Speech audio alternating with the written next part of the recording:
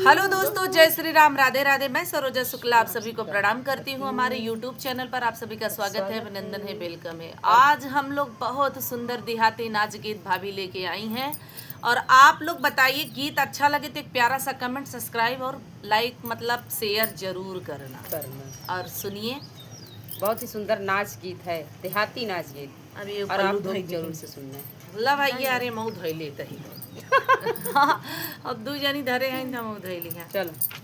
सासू जी के बेटवा ननद जी के भैया, तनी बजरिया जैतना, तनी बजरिया जैतना, हमरे नाथुनी लियई तनी बजरिया जैतना, हमके नाथुनी लियई तनी बजरिया जैतना।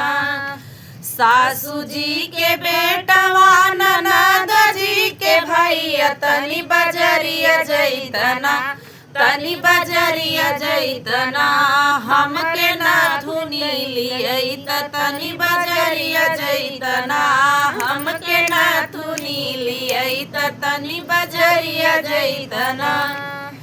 और आगे अरे हाथवा टैचली है रेलिया हाथवा गलत हो जाता। अरे हाथवा टैचली है रेलिया के जहानवा, पिया रवनवा भइले ना, पिया रवनवा भइले ना। फिर से हो जाता है।